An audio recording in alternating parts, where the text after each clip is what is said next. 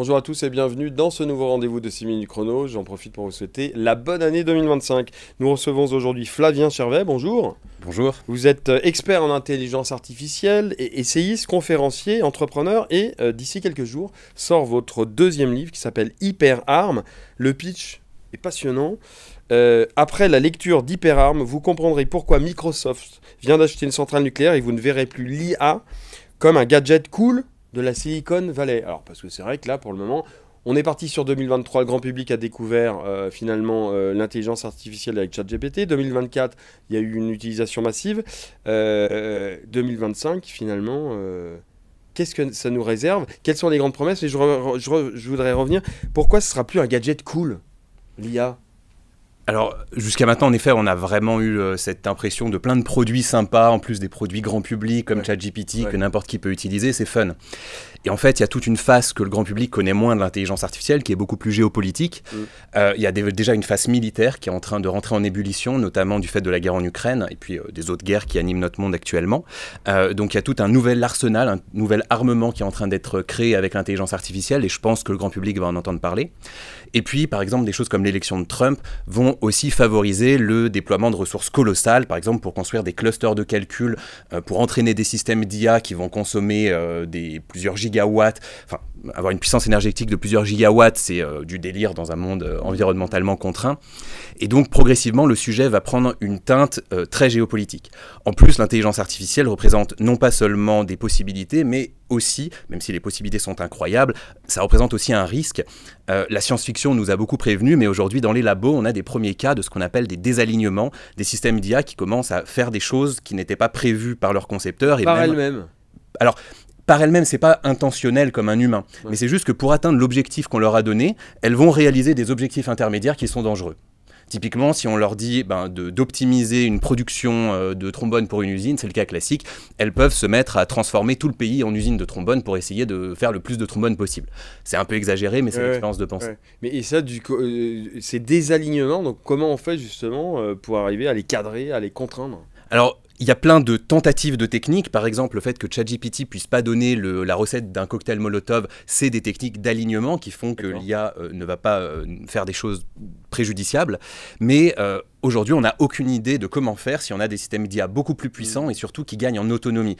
Parce que 2025, un des gros sujets, c'est ce qu'on appelle les agents IA. C'est le fait de ça va être le buzzword 2025, les agents IA. C'est le gros buzzword. Après ChatGPT, IA générative, c'est les agents IA. Toutes les entreprises sont en train de commencer à réfléchir à ça. Et c'est le fait de donner de l'autonomie à l'IA pour que, toute seule, elle puisse réaliser tout un processus assez complexe, assez complet. Et c'est là, quand il y a de l'autonomie, pour atteindre un objectif, on ne sait pas comment faire en sorte que l'IA reste alignée par rapport aux intentions de ses concepteurs. C'est un vrai problème technique. C'est un vrai problème. Pour préparer cette émission, j'ai justement demandé à ChatGPT quelles étaient ses prédictions pour l'évolution de l'IA en 2025. Donc on parle de médecine personnalisée, d'une IA omniprésente dans la vie quotidienne et d'une IA plus éthique et intuitive. C'est quoi les grandes promesses 2025, Flavien Chervet, pour l'IA? Alors, je pense que ChatGPT n'est pas le meilleur pour faire de la prospective.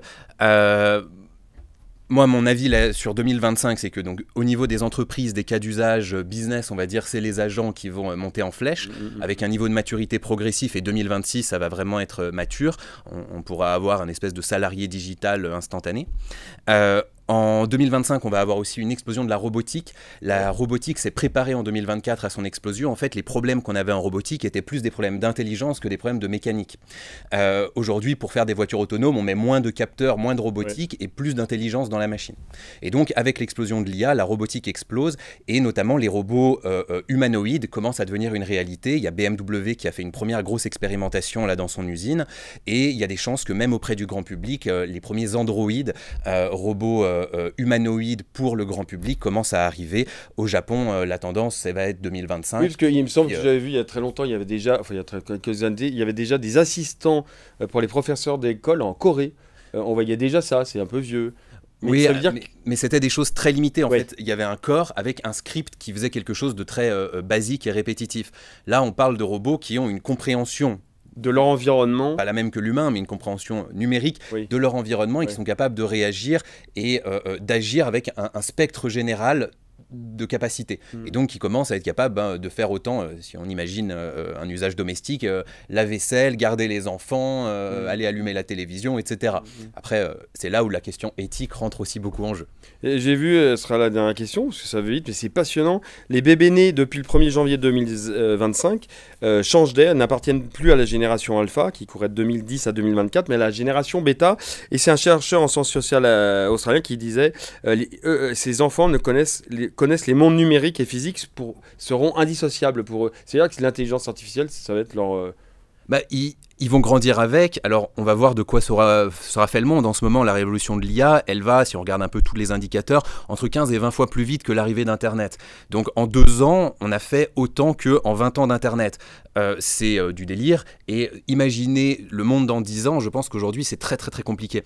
Alors, dans HyperArm, j'essaye d'ébaucher des scénarios, c'est un des sujets. Mais pour ces jeunes-là, ils vont grandir dans un monde qui n'aura rien à voir avec celui qu'on connaît, mais de façon encore bien plus radicale qu'entre moi et mes parents ou entre mes parents et leurs parents et grands-parents. Et en tout cas, voilà, c'est ce que vous disiez dans HyperArm, votre nouveau livre qui sort d'ici quelques jours, c'est que soit on prend le chemin du projet Manhattan qui est faire de l'IA la plus dangereuse arme de destruction, soit on prend le chemin du CERN, justement faire de l'IA l'occasion de la plus grande coopération internationale de l'histoire. Vous en saurez plus en lisant www.lioncapital.fr. Merci beaucoup Flavien Chervet. Merci à vous. Au revoir.